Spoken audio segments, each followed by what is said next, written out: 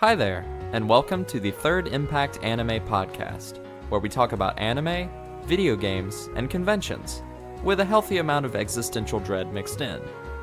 You can find out more about our podcast by following us on Twitter at TI_anime,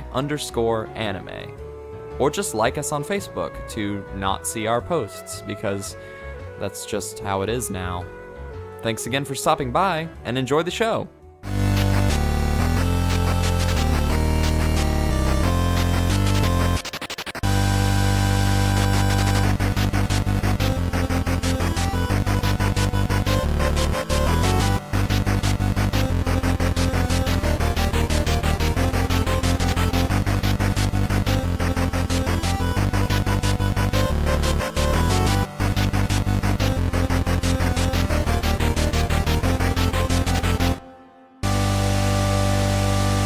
Hello and welcome to another excellent episode of the Third Impact Anime Podcast.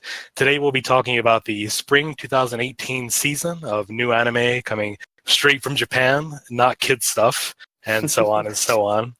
But before we begin, let's introduce our, what should I say, staff, cast? What's the good word for that? Crew. Gaggle. Crew, okay. But before we begin, let's introduce our crew tonight. I am, of course, Tobias, and with me, as always, is our aggressive Austin. Hey guys, how's it going?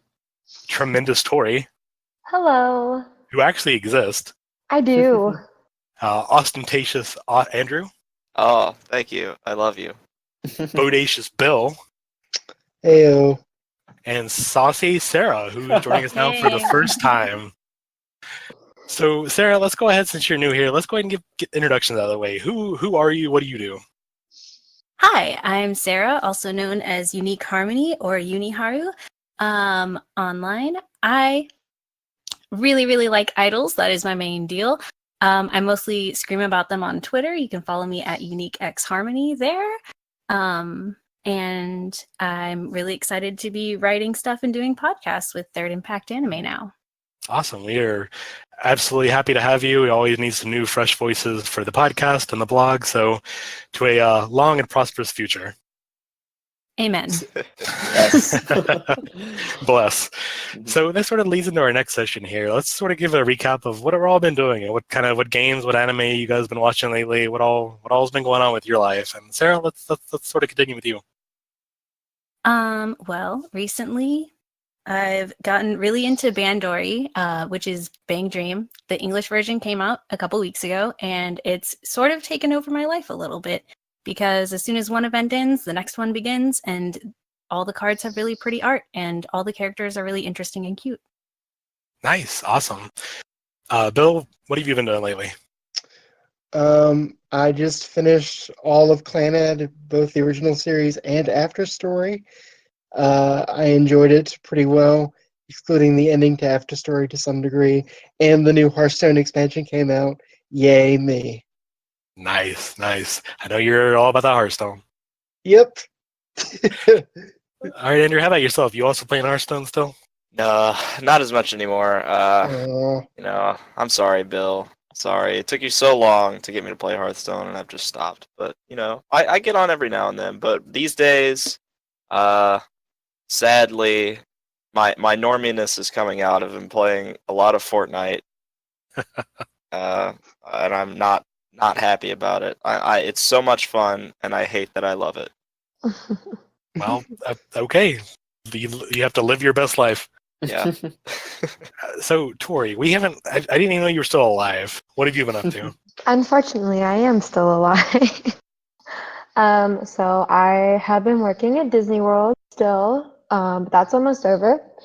I've spent many a night up until 4 a.m. laying on the couch with my roommates, also playing Bandori.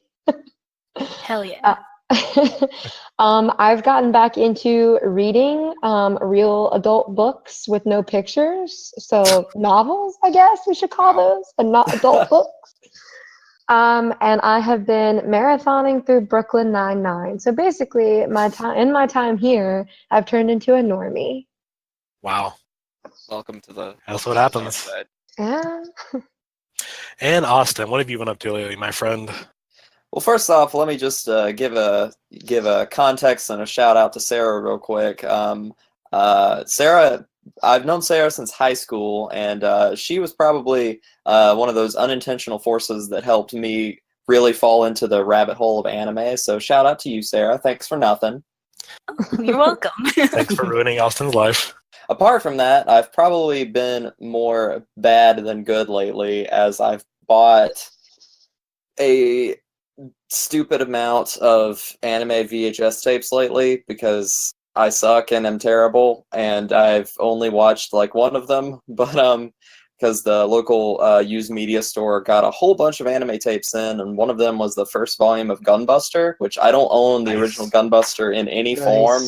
Yeah, so it's really nice to pick that up and add that to the collection. And I've got the first volume of the Queen Emeraldus OVA, and some other things that I'm gonna slowly be getting through.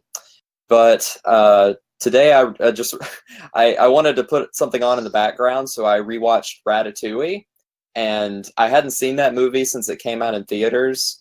And it holds up really well. It's a really, really excellent, very chill movie that I would totally recommend to you guys if you either haven't seen it or haven't seen it in a really long time. It's still very entertaining. Super good movie. So what would you say about the Sakuga in Ratatouille?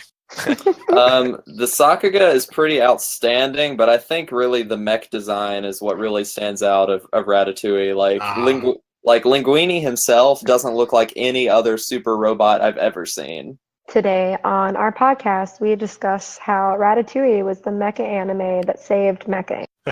I mean, you say their names like Ratatouille and Linguini. Those are definitely Tomino names for sure. That's so absolutely. Only he could come up with them. All right, we'll turn to Explosion Linguini is like the main character of hallelujah. of Mobile Suit Gundam narrative coming out next year. I don't know. And for myself, I've just been pretty much hanging out as usual. I finally fixed my computer that's been giving me problems for quite some time. Been playing a couple of Switch games, still working on Breath of the Wild. I picked up Danmaku Unlimited 3 because I had a bit of a Toho need there for a little bit. Nice. And it's filling that to some degree. Not quite as I don't know, aesthetically pleasing, I think, is like the Toho games. Not quite a variety of music, but I'm still enjoying it for what it is, and a fun little game I can play on my lunch break. All right, so moving right along into our next section here. I'm sure Austin will cut some fancy music at this point.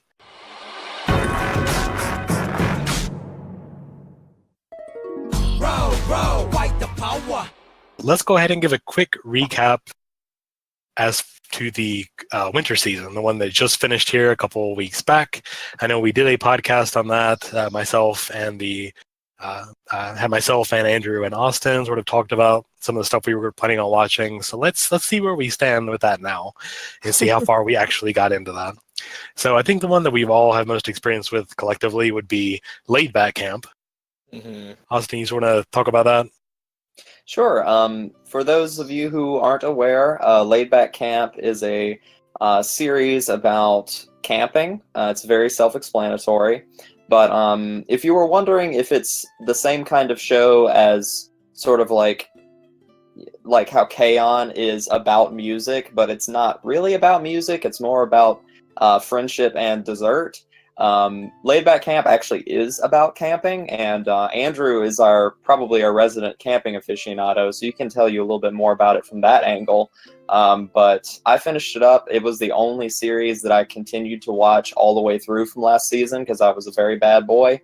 But I thoroughly enjoyed it. I thought the characters were very memorable, and they had great chemistry with each other, and there was a lot of really sort of effortless comedy. Like a lot of anime comedy they try really, really hard to be funny and try and structure things around jokes and whatnot.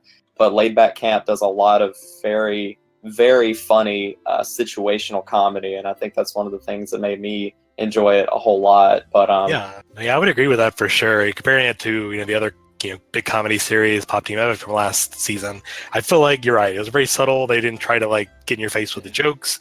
It was just very kind of fun timing humor. Definitely, and I think that's That's probably one of its biggest strengths. I mean, it has some really nice production value, but it isn't like way out there amazing. And I think the fact that a lot of the locations are based off of real life places is really cool. Exactly. And there were some of those articles that I think were on Crunchyroll about how like some of these real life locations have gotten like a boost in winter camping because of the show, and I'm like, yay, that's awesome. That's probably exactly what they made the show for. So it's great to see, you know, people going out there and enjoying nature. And I know if I had the opportunity to go and like camp at the you know, at the lake at the base of Mount Fuji, that would be just like, wow, incredible. Yeah. Pretty Like, awesome. so cool. So Andrew, Alright. did you want to talk a little bit more about its like the campiness of it? The campiness. Yeah, like it, it does a really good job of like trying to stay accurate to what camping really is. Like it does, like, you know, they use things like that you would typically use, right? And they would use like and like there's always those funny little narration bits, like when they're like cooking something or like putting a tent together, and that's like sort of telling you how to do that, which is kind of fun. All of it is accurate except for the cute anime girls. They are not accurate in real life camping. So kind of been on anime burnout lately, but Austin had really like pushed me to watch Laid Back Camp, and I'm glad he did, because it's been super enjoyable, and I've never had an interest in camping ever, but you know, being like 6 or 7 episodes into the show, I really want to go camping now. Yay. Yeah, but then I started researching and I was like, wow, camping gear is really expensive and the woods also terrify me.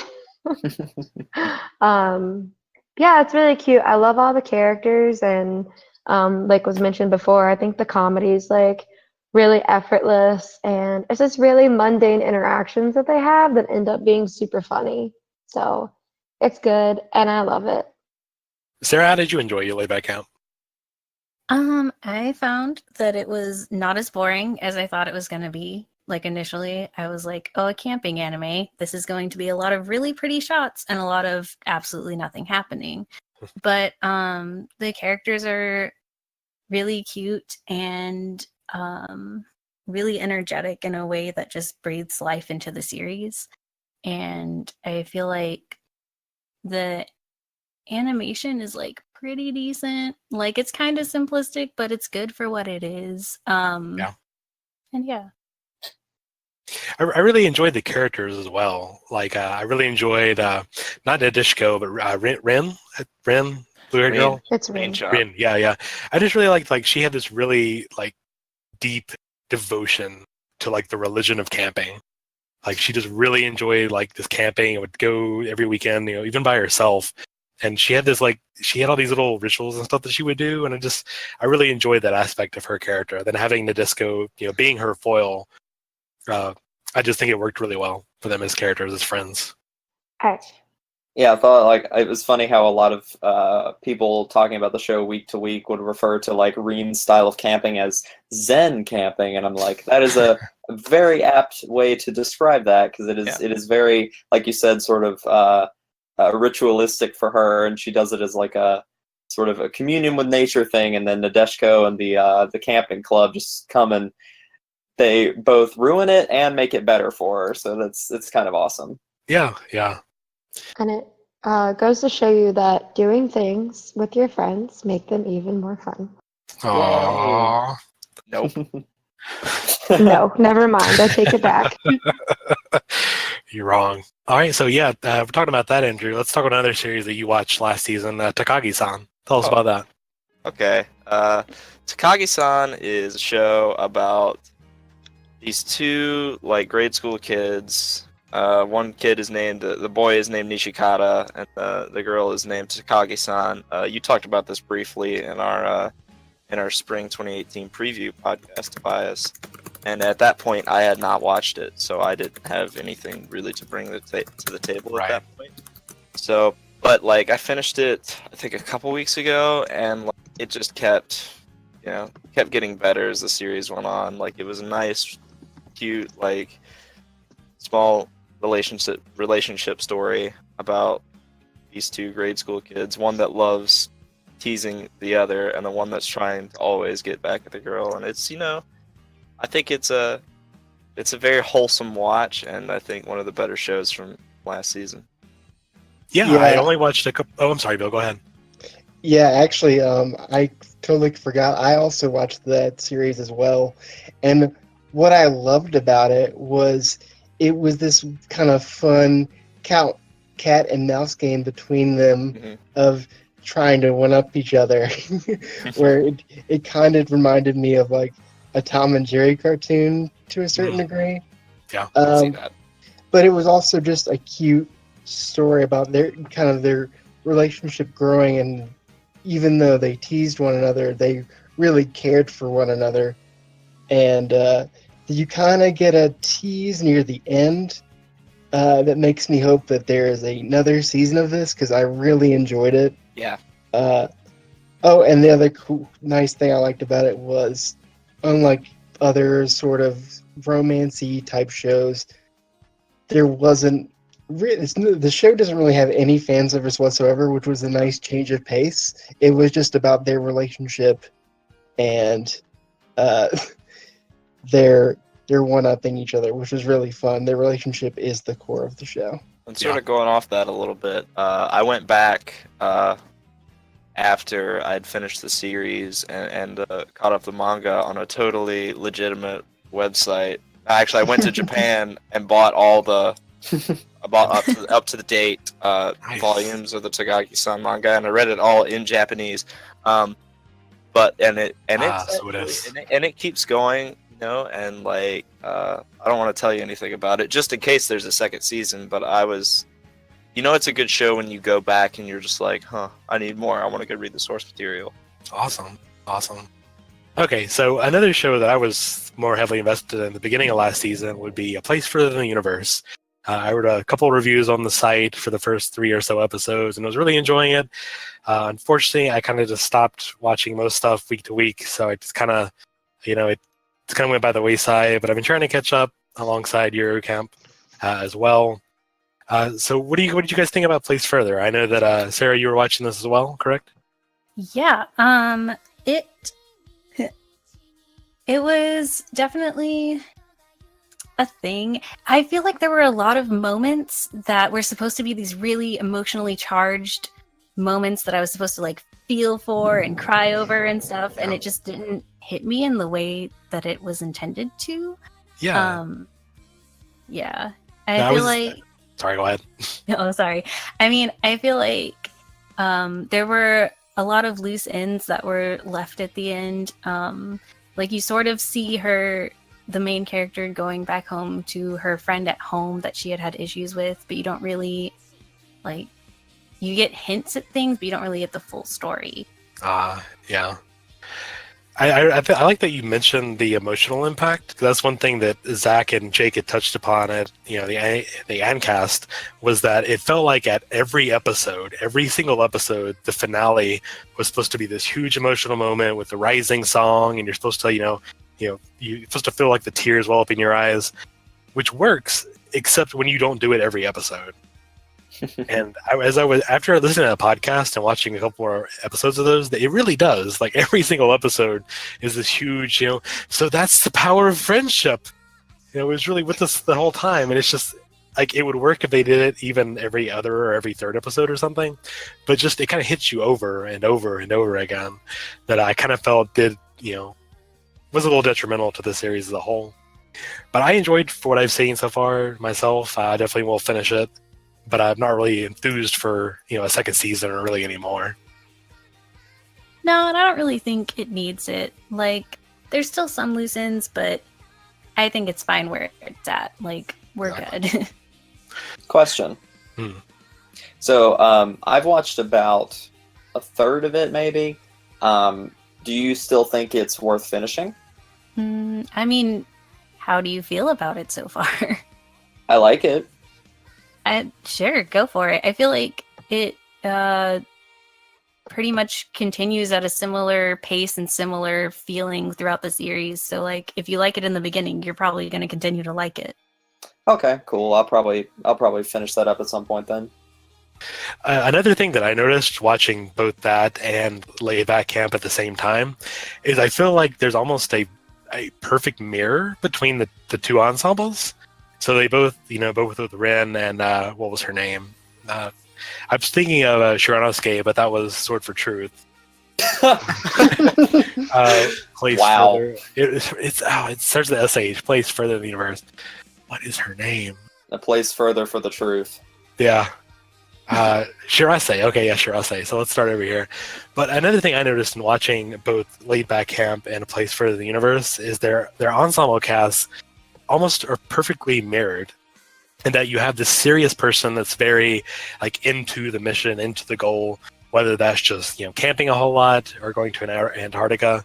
Then you got the main character, the foil, whether it's Nadisco or Kimari. In Place Further, that's sort of just this like upstart person that shows up and is a little more driven by their desire rather than a particular goal.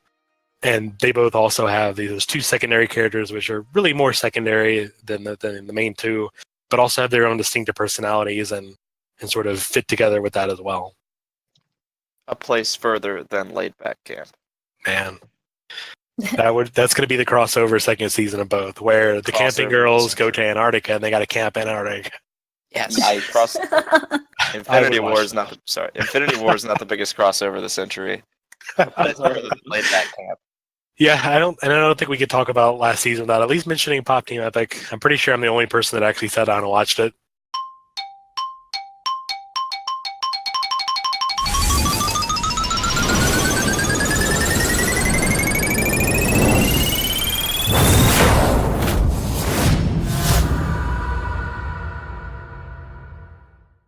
I think you might be the only one who finished it.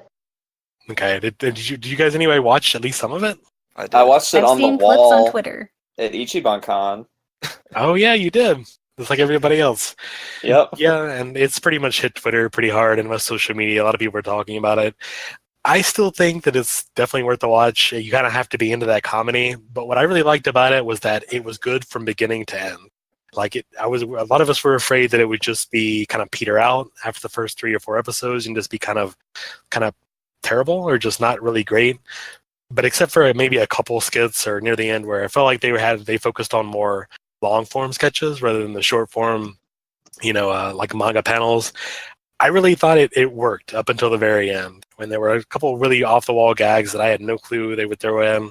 Really interesting references to something more obscure to not quite, and just really interesting ways that they adapted some of those skits. There's a couple that are just barely noticeable. When you talk about the adaptation that I enjoyed. So yeah, I mean, I would definitely recommend it. I would like to get more, but on the other hand, I feel like trying to adapt more would also just water it down. So I'm pretty happy with what we got. And finally, let's cover one series that's continuing to go on, that being Darling in the Franxx. Hard pass. AKA the overhyped show of the season? Yeah, I mean, I would say with me and Austin are like huge trigger nerds and nothing else. And I'm kind of wary about it. You guys have any particular opinions about it?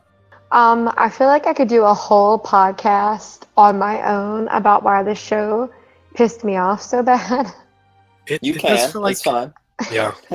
I feel like, okay, so I've screamed over and over to Austin about this, but when I first saw the trailer for the show, I was like so excited because I was like, we're gonna have these like big cool mechs and they're gonna fight these weird cool alien things, and I am always for that. Like, that's my favorite genre almost.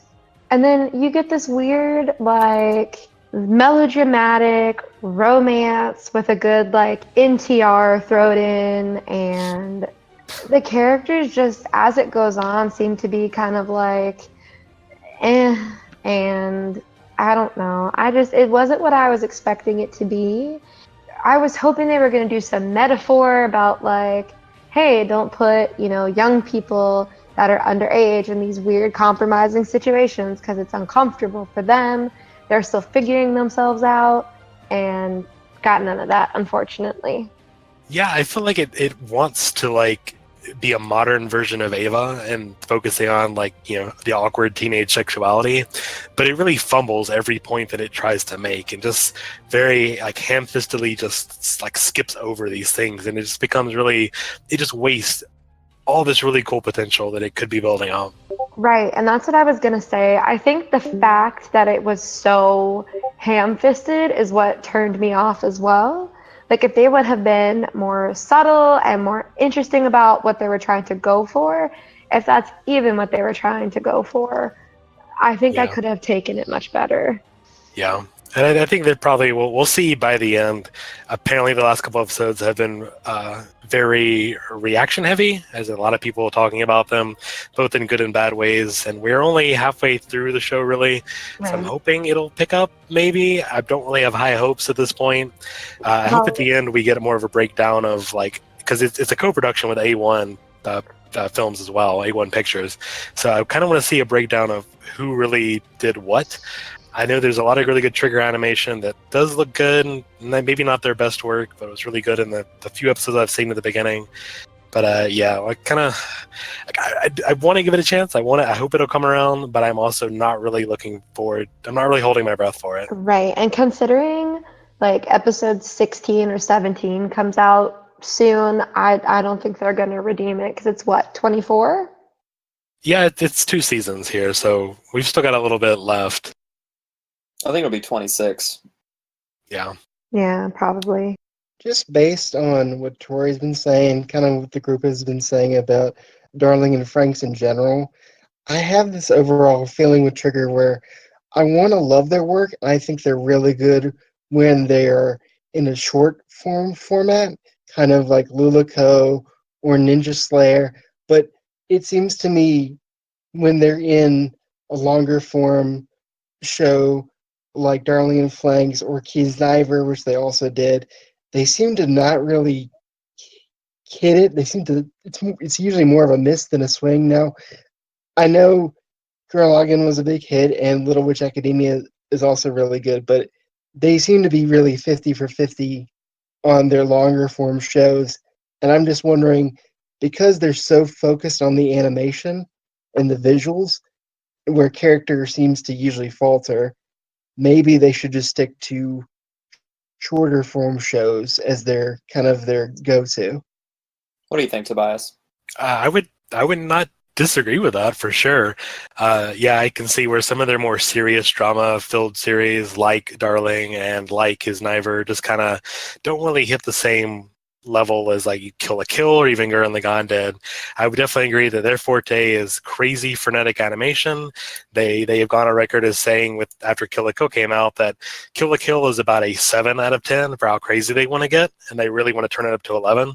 But no TV station would actually let them do that. So I would totally be down with them just like funding a crazy, ridiculous animations, kind of like Dead Leaves, something Imaishi worked on previously. This ridiculous movie. But yeah, I mean, I completely agree that here we have something where they really want to touch it in the same way that like Ava did. Again, touching on these like teenage characters and their neuroses and their issues, but they're just not good at doing that. So it just kind of, it doesn't work. Mm. And I think Trigger in general, just like Gainax was back in the day, they're very like visionary driven. Like their best content is made by the individual directors and creators that really have a knack for doing that stuff. And for Trigger, it would be Imaishi and Yoshinari.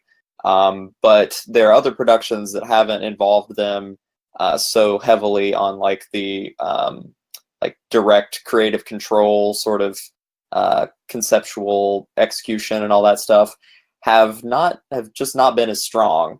And I think that might be some growing pains because Trigger really hasn't made all that much stuff, and I'm sure some of their higher up staff that's not that hasn't worked on these big box things or hasn't made these like amazing things that have come out that everyone's really enjoyed and praised.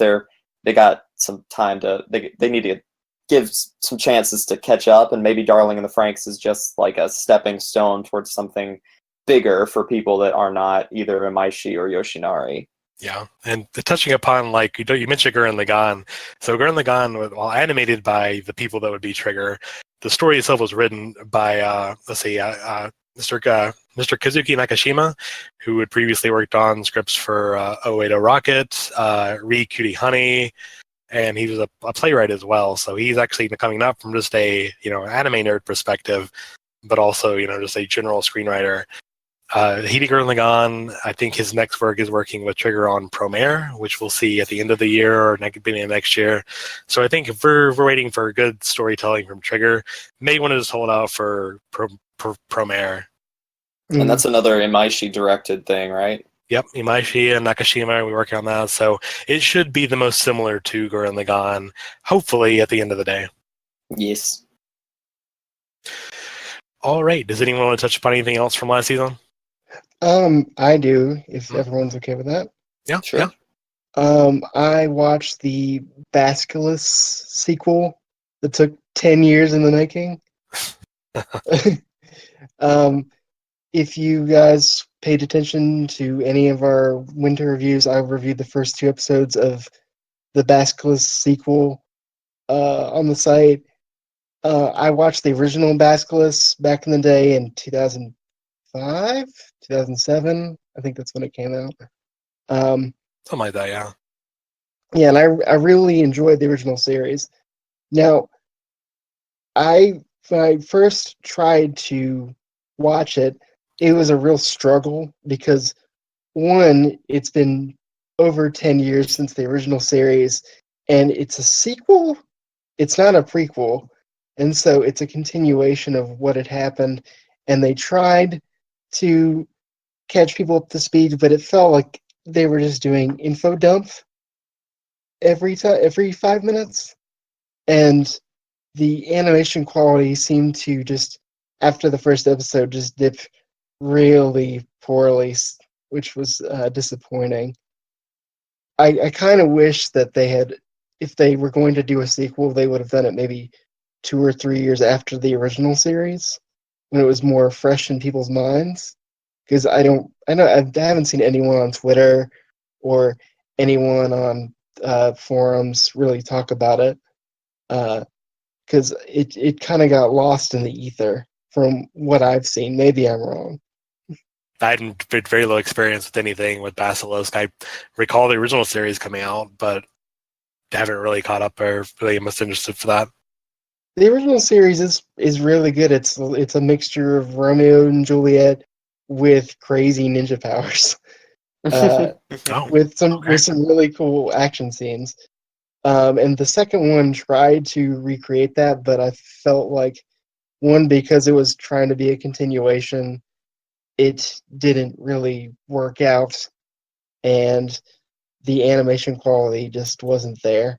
Where they were using cheap tricks to save on the animation budget, like having a character talk, but we can't see the lips move. Their face is their back is against the camera, for example. So that's my thoughts on Basilisk 2.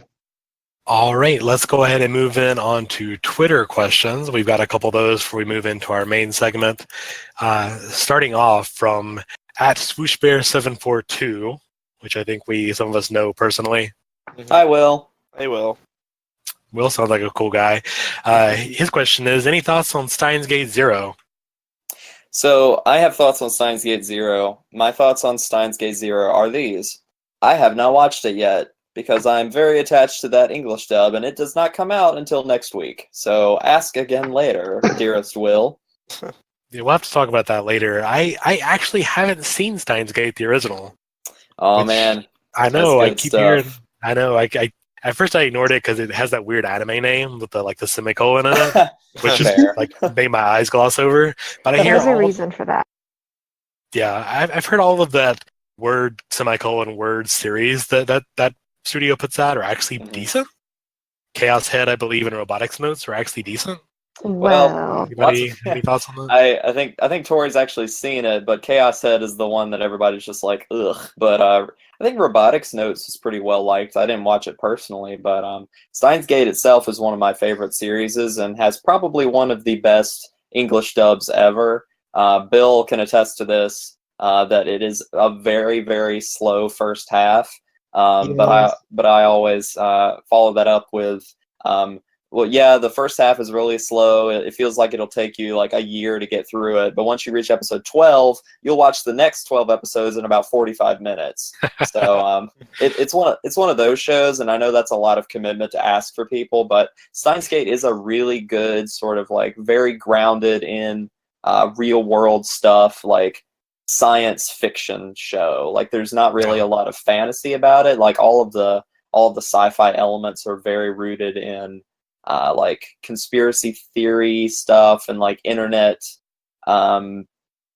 mumbo jumbo, and it's very fascinating. So if you guys haven't checked it out in the last 7 or so years that it's been out, it's really good, and I'm excited for Steins Gate Zero because I think it's like a, I know there's a game out for it, but I think it's like a what if scenario, like if something had gone differently in the first series or the first game, because they are based on visual novels.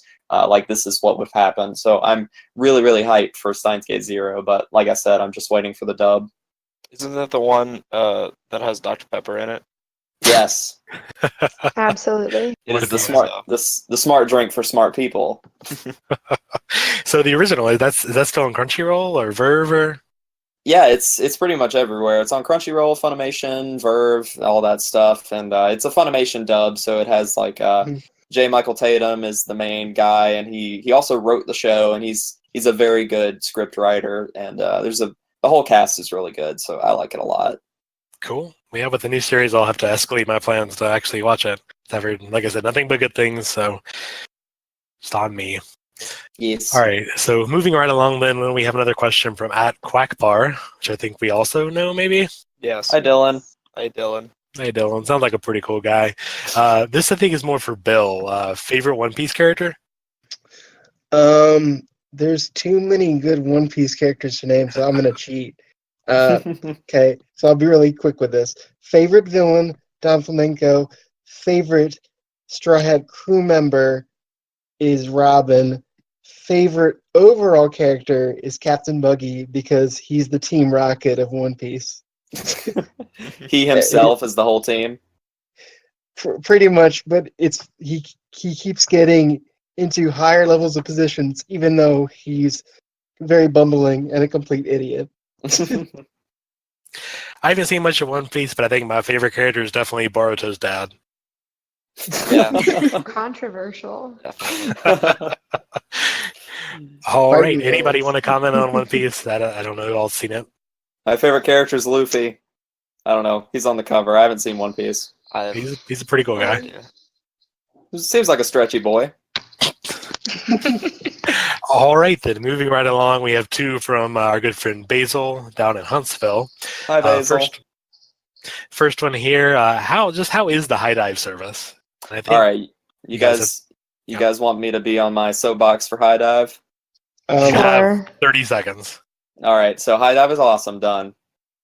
Okay, cool. Very, Can I very have- economical, very efficient. Yep. I have 30 seconds. No, Unfortunately, like we're gonna have to deduct points because you didn't fill the full 30 seconds. darn it, Can I take his 28? dangarang. But I think as of now, I think they're about to wrap up their fancy introductory pricing. I know Yes. they extended it, but by the time this podcast comes out, I don't think it'll still be a valid offer, unfortunately. I believe, well, maybe, because I think they extended it to like May 3rd or something. I'd Oh. have to check that out, but they did extend it, which was nice. Yeah, But I do have a few more short words about High Dive if you'll allow me, good you sir. have 28 seconds.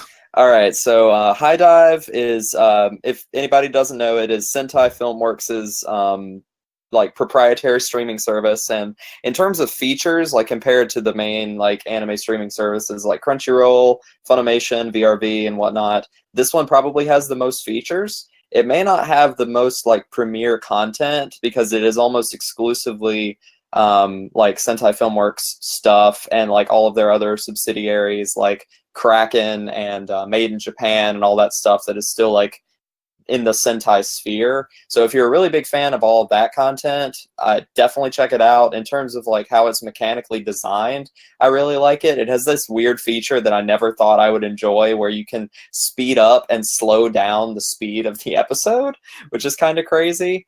And they have like built-in chats and stuff like that, and they have both subbed and dubbed options of pretty much everything in the Sentai catalog. It's the only way to be able to watch Legend of the Galactic Heroes without paying $800 for a Blu-ray set. Even though apparently the version that's up on High Dive is not particularly awesome.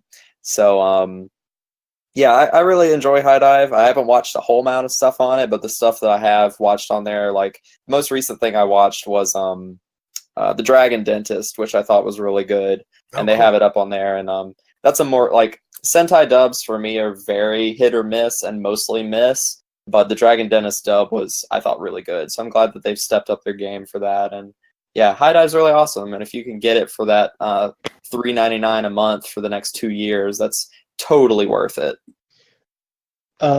What are they raising the price to when the introductory prices period is over?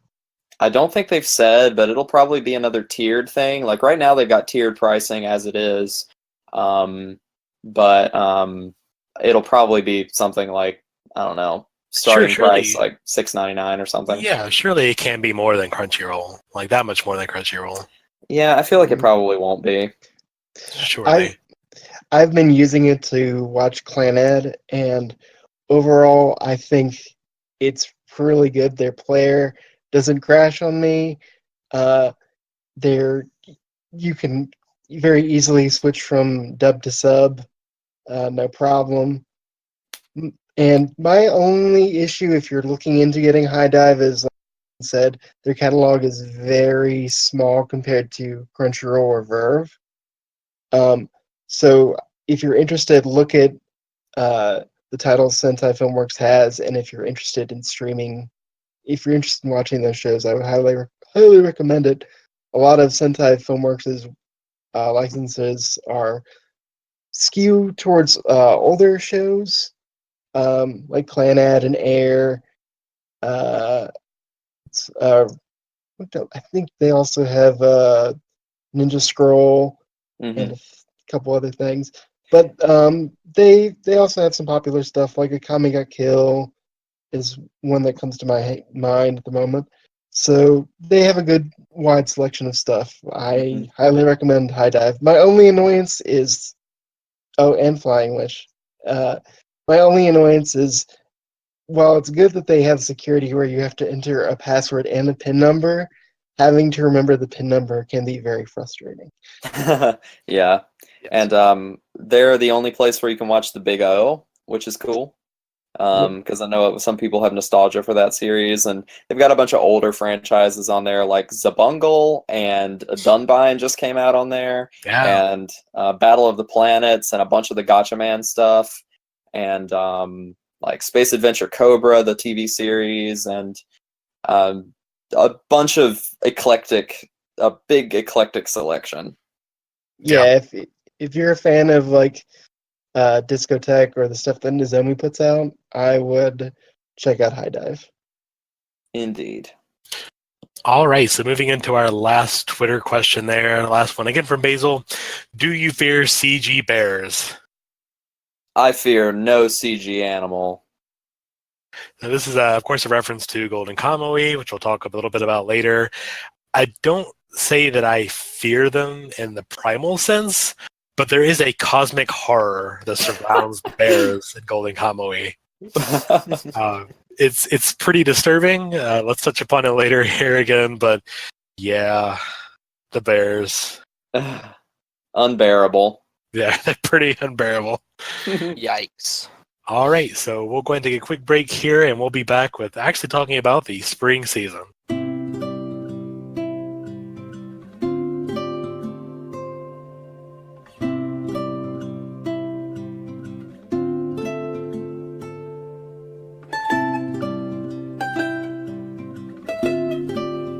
So we got to the end of that portion of the episode and realized that we had rambled on and talked about the winter season for about 45 minutes or so, and then after finishing up our conversation about the current spring season, we were at probably around 2 hours and 45 minutes for the entire podcast episode, and we thought that might be a little bit more lengthy than a lot of people would be up to. So we're gonna upload the second half of this podcast as a completely separate episode that you can find on pretty much any podcast host that we're on, and you'll be able to see it on Podbean there. We'll have this one marked as our winter review, and then the next one marked as our spring review, and then we'll just jump right into that. So if you only care to listen to one of them or don't want to, pay attention to a almost 3 hour long podcast, we've broken it up for you so that it'll be more easy to swallow, I guess. But thank you guys for listening, and I hope you will check out our review of the spring season that'll be uploaded probably right after this episode. So as you're listening to this, it'll probably be available. So go check that out if you want to hear what we have to say about spring and whatnot.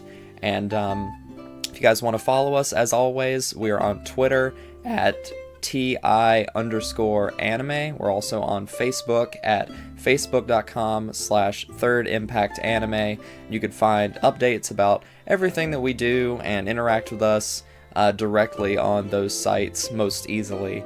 So thank you guys for listening, and hopefully we will see you in the next one.